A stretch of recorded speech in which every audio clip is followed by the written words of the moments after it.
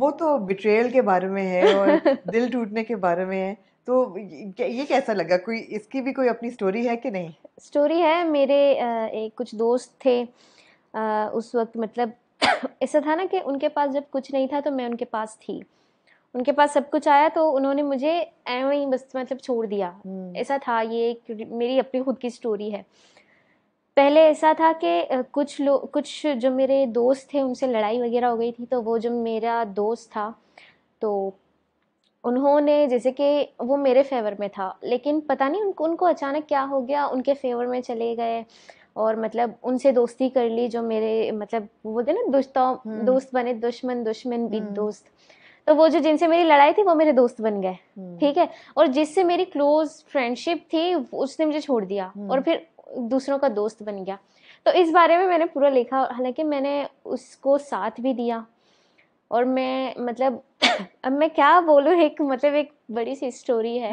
मतलब उसके लिए मैंने लिखा था। जब मैंने गाना सुना तो अच्छा, वो खुद छोड़ गया था, जैसे कि मुझे एक फ्रेंड था मेरा, वो छोड़ गया था बीच में, मतलब बिल्कुल ही। जब उन्होंने देखा कि मतलब मैं ग्रो कर रही हूँ आहिस्ता आहिस्ता, तो दोबारा आया, मैसेजेस करने लगा, बोला कि तुम आजकल मिजाज हो, मतलब तुम्हारे एटीट्यूड बहुत सारे हैं।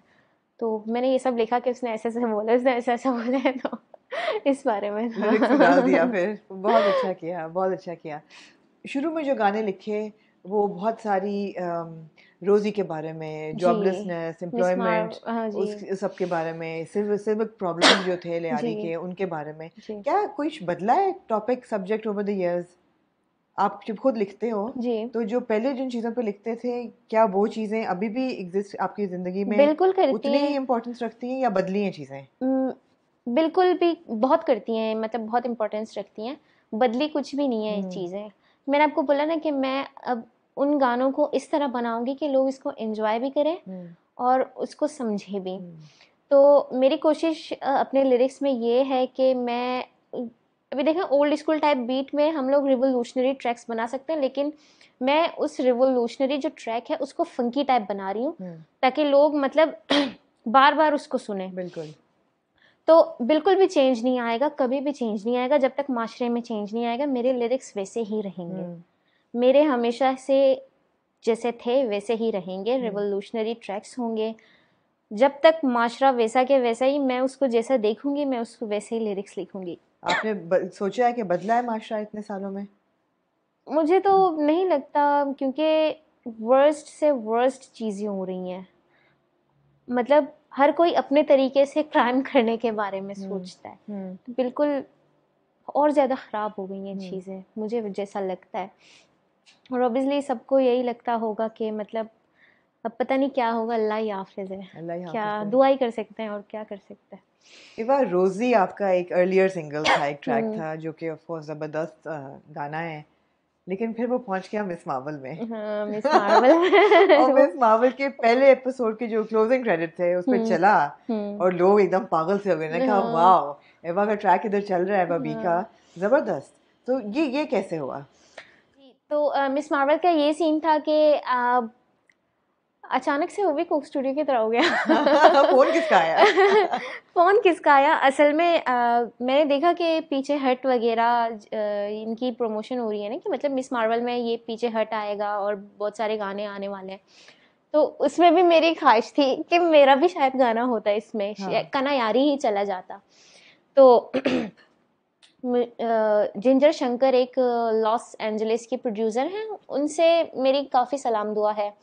हमने ये वाला गाना पहले से तैयार रखा था कि हम इसको दोबारा जो है रीमेक करके, इसकी वीडियो बना के, इसको शूट करके रोजी का। जी रोज़ी का, उसको हम लोग अपने यूट्यूब चैनल पे डालेंगे।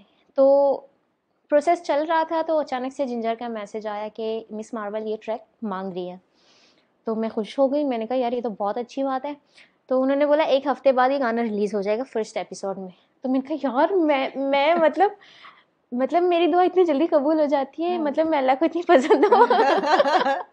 तो पसंद बस हो इसलिए कबूल हाँ, होती है, हाँ। तो बस अचानक से हो गया। तो उन्होंने ये ट्रैक मांगा, हमने इसको रीमेक किया, मेरे नए वोकल्स भेजे उन्होंने, जिंजर शंकर ने इसको रिप्रोड्यूस किया, फिर इसको दे दिया उनको, फिर फर्स्ट एपिसोड में चला। यहाँ पे आप रिकॉर्डिंग करते हो एवा, तो किधर किधर करते हो? मेरे घर में मेरा अच्छा, पूरा एक स्टूडियो बनाया हुआ है थोड़ा? छोटा सा स्टूडियो है, उसमें हाँ, मैं कर लेती हूँ अपनी एडजस्ट। रिकॉर्डिंग वहाँ करते हो? जी ज़बरदस्त ज़बरदस्त।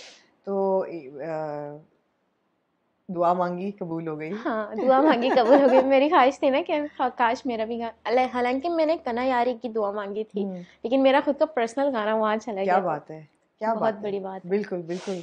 आपने LSA पे परफॉर्म किया मोमिना मुस्तहसन के साथ, जी और उस वक्त तो आपका कना यारी नहीं आया था, बिल्कुल, और मेरा एक गाना आया था एक उस गाना वक्त। आया जी था, और नेशनल लेवल पे वो रिकग्निशन नहीं थी।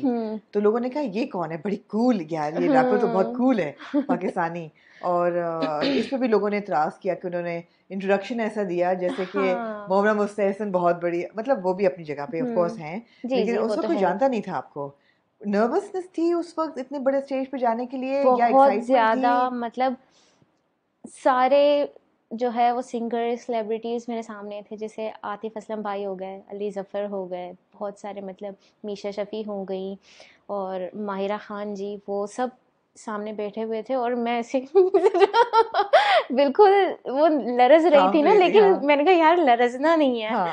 तो मैं जाना है वहाँ परफॉर्म देना है, यहाँ तक आई हो तो आगे भी जाना है। तो मेरा दिल जानता है कि मैं परफॉर्म करते वक्त कितना लरज रही थी, बहुत नर्वस थी मैं, बहुत नर्वस थी, लेकिन अच्छा गया, ये तो बहुत अच्छी अच्छा बात गया, है। बहुत अच्छा गया, एब्सोल्युटली। बड़ा वो एक लोगों ने नोटिस किया है ना, नोटिस लोगों किया, ने कहा कि हाँ। ये कौन है, तो ये बड़ा एक मोमेंट था, हम्म, ज़्यादा सुनना चाहते थे। एब्सोल्युटली। आपने एक गाना किया अली गुलपीर के साथ, जी तेरा जिस्म मेरी मर्जी, जी जो कि औरत मार्च का स्लोगन है, मेरा जिस्म मेरी मर्जी। जी। उसके ऊपर जाहिर बात है फेमिनिज्म के बारे में है, और वो गाना जो है वो औरत के हकूक़ के लिए, जी और ख़ुद मुख्तारी के लिए, और बिल्कुल डोमेस्टिक वायलेंस के ख़िलाफ़, बिल्कुल। जो कि आजकल बहुत हम देखते हैं टेलीविज़न पे, डोमेस्टिक वायलेंस के केसेस जो हैं वो बहुत राइज पे हैं, जी और फेमिनिज्म की एक बहुत ज़रूरत है। आपका मैंने पढ़ा इंटरव्यू में भी, आपने कहा कि आपको नहीं अच्छा लगता कि लोग अब आपकी जब बात करते हैं तो आपकी म्यूज़िक से हट के आपके जी निकाब की बात करते हैं, जी, सिर्फ कि यही जी बात करते ये हैं। उनके लिए एक फोकल पॉइंट बन गया है कि निकाब में रैप हो रहा है, तो ये नहीं होना चाहिए। तो काउंटर कैसे होगा इसका? देखिए, अभी मुझे ऐसा लगता है कि लोग जो है वो सिंपैथी देते हैं कि ये यार, ये तो मतलब इतना अच्छा करती है, नकाब में इतना सब कुछ करती, नकाब में भी वैसा ही नॉर्मली मैं आपसे बात कर रही हूँ जो आप बगैर नकाब के मेरे साथ कर रही हैं, बिल्कुल। बिल्कुल नॉर्मल है। हाँ। बस ये है कि मेरा चेहरा ढका हुआ है, मेरी आइडेंटिटी बन गई, अब इसको हटाऊंगी, लोग बोलेंगे वाह, फेम मिल गया, नकाब ही हट गया। तो लोग तो हर चीज में बोलते हैं। अभी मैंने सब कुछ देखना पढ़ना बंद किया है, न्यूज मेरे बारे में आर्टिकल्स छपती हैं, पता नहीं क्या क्या, लोग मुझे भेजते हैं, बोलते हैं यार मत भेजा करो, क्योंकि वो ऐसी चीजें डालते हैं उसमें जो मैंने बोली भी नहीं है। मैंने कई बार नोट किया है कि मैंने ऐसी चीजें पढ़ी अपने बारे में जो मैंने बोली भी नहीं है। तो आजकल मैंने कमेंट्स पढ़ना छोड़ दिया है, अभी भी कमेंट्स आते हैं यार इसको देखो, वैसी है, ये तो वैसी है, बहुत मतलब सिंपैथी लेती है कि मैं लियारी से हूँ और मैंने इतना सब कुछ देखा है। जो यार देखो, जो रियलिटी है वो है, अब उसको मैं चेंज क्या करूँ? अभी मैं बोलूँ कि मैं फलां जगह से आई हूँ, बाद में पता चले कि ये तो लियारी से है, तुम लोग बोलेगे यार ये तो लियारी से, और खुद को पता नहीं क्या फ्लेक्स करती है, पता नहीं क्या दिखाती है खुद को, जो रियल है वो है। तो मैं समझती हूँ कि लोग ना, कुछ लोग इसको ज्यादा वो करते हैं, मद्देनजर करते हैं, मतलब बिल्कुल इनका बिल्कुल। पॉइंट ये है, बस ये हाँ नकाब है मेरा, हाँ। वो मेरे गानों पे इतना फोकस नहीं करते। तो मैं अभी उनको क्या बदलूं? जो उनकी सोच है वो है, अभी जो मुझे करना है मैं वो करूंगी, जाहिर सी बात है। लेकिन आपका निकाब रिलीजियस रीजंस की वजह नहीं, से नहीं बिल्कुल है, नहीं है। वो इसलिए कि आपके भाई ने कहा कि जी, आइडेंटिटी छुपाओ और अपनी, मैंने लोगों को पता ना असल में चले। देखो, एक औरत को ना पूरे घर को देख के चलना पड़ता है, तो वो चाहती हैं कि मुझसे मेरा भाई भी नाराज़ ना हो, मेरे वालिद भी नाराज़ ना हो, मेरी बहन भी नाराज़ ना हो, अम्मी भी नाराज़ ना हो, और मामू वाले भी नाराज़ ना हो, चाचू वाले भी नाराज़ ना हो। तो ये इन सबको देख के चलना पड़ता है। अब मैंने देखा इसमें मेरे भाई की खुशी है, वो मुझे मना तो नहीं कर रहे हैं, कम से कम उन्होंने ये तो बोला चलो करो, ये भी मेरे लिए बहुत बड़ी बात है। तो उन्होंने मेरी खुशी देखी, मुझे उनकी खुशी देखनी चाहिए थी। मैंने कहा चलो ठीक है, ये भी बहुत बड़ी बात है, तुमने मुझे इजाज़त दी करने की, ये भी बहुत बड़ी बात है। तो अब ये एक पहचान बन गई है मेरी, अब इसको हटाऊंगी कोई पहचानेगा ही नहीं, तो फ़ायदा ही नहीं है।